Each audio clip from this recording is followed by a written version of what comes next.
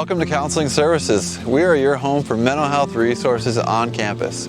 Our goal is to be a welcoming, safe, and judgment-free environment for all students of all walks of life, to be able to talk about your stressors that you face. However, we want to be more than just a place for counseling. Let's go inside and take a look around and see what we have to offer. Counseling Services is launching the Creativity Center now in August to give students a place to engage with their creativity. There are many great ways to cope with life stressors, and utilizing art can decrease symptoms of depression and anxiety. Students can paint, chalk, draw, color, model clay, and help fill up our walls with their unique creation. All students are welcome to use the Creativity Center Monday through Friday from 9 to 4. All we ask is that you respect the privacy of others in the building and clean up after yourselves. Let's go check out another space that we're sure you'll love. The Rams Relaxation Room was relaunched in the spring of 2021, and it's a quiet place on campus to grab a nap, study, do yoga, or use our world-class massage chair. The room is available for use from Monday through Friday from 9 to 4. We have an occupancy of 8 people at a time and ask that you keep your time to 2 hours, unless there isn't anyone waiting. If you're going through things that have been hard to navigate and you want some help figuring out what to do, let's go check out what it looks like to get started with a counselor. Did you know that we see over 600 students for counseling every year? Students come in for all sorts of reasons, but the most common are anxiety, depression, stress, sleep issues, academic challenges, relationship issues, and suicidal thoughts. We recognize that it's difficult for many students to ask for help, and even harder to come in and start therapy. So let me walk you through the process. Students can walk into this building from 9 to 3 Monday through Friday, or if you want to reserve a specific appointment, you can call ahead. We ask that students arrive 15 minutes prior to the time of their appointment so they can just fill out some background information on one of our tablets right here. Once your tablet is complete, your counselor will review your information and greet you warmly within a few minutes. Typically, you meet with your counselor for 30 to 45 minutes to talk about your life and your current concerns. During this meeting, you'll develop a game plan together to try to figure out the best course for treatment. When you pay that medical services fee, which is usually added to your tuition, your visits are 100% free and completely confidential. No one's going to know why you came unless you want them to, or if there is a rare instance when you're facing a life or death circumstances. Otherwise, your sessions do not go on your student record, and there are no issues that you could talk about that are too great or too small. Did you know that being a resilient Ram has a lot to do with being a part of the ASU community? It's important to take care of yourself, but also to look out for your fellow Rams. That's why we engage in so much outreach. Part of our mission is to provide education and prevention resources so we can all be aware of the warning signs of someone struggling with mental health challenges. To keep up to date with our programs and events, please consider following us on Instagram at resilient_Rams. If you ever miss one of our trainings that you wanted to see, or you'd like to watch some past topics, check us out at ASU Counseling Services on YouTube. Now I want to show you a really quick video from our YouTube channel.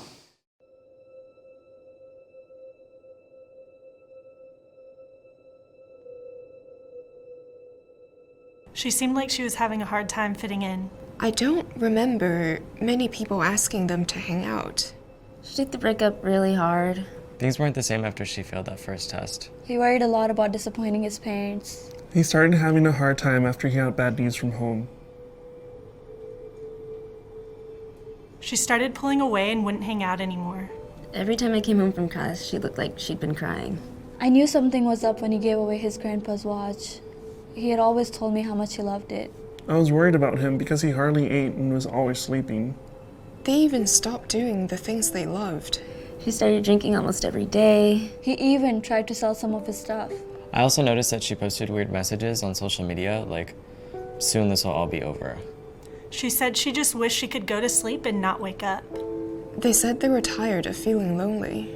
She told me that she felt really hopeless about pulling her grade up. He said he wished he could disappear so he wouldn't be a burden to his family. He said that I didn't have to worry about him next semester. I was always taught to mind my own business. Everyone is stressed when they start college, right? A couple times, I almost tried to talk to them, but didn't because I figured someone else would.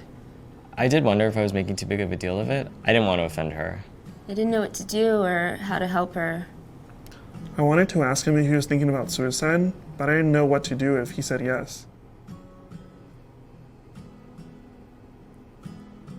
I didn't want to be the one to blame if something happened. I thought to myself, I'll feel better knowing I did something. I knew someone in the past who had attempted suicide, so I didn't want to risk it. I would rather have her mad at me than have her hurt or dead. Even though I didn't know what to do, I knew I had to do something because I really cared about her. I kept thinking, what if it were me? I'd want a friend to do something. So I asked him, "Are you thinking about suicide?" She said yes. So I called the crisis line and got advice on how to help. So I hugged her and said I'm sorry and offered to spend the afternoon with her so we can talk. So I shared that I had problems in the past, and I asked if he was comfortable talking to a counselor.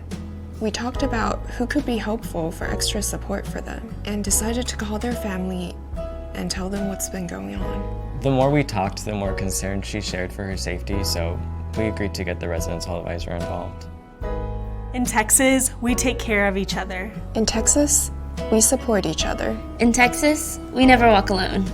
In Texas, we look out for each other. In Texas, we are family. To help a friend with thoughts of suicide, follow 3 important steps. Recognize when they're having thoughts of suicide and respond. Warning signs for suicide include verbal cues that reveal feelings of hopelessness, helplessness, or feeling trapped, withdrawal, isolation, changes in mood, changes in sleep patterns, changes in substance use, alcohol or other drugs, giving important possessions away, looking for and obtaining the necessary items to attempt suicide, talking about death or dying if out of the ordinary.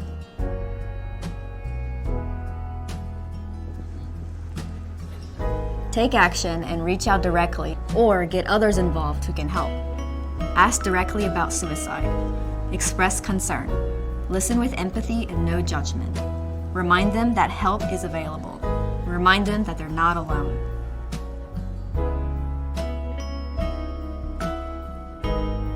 Make a referral to a supportive resource like a mental health professional or other campus or community resources. In Texas, we're all in this together.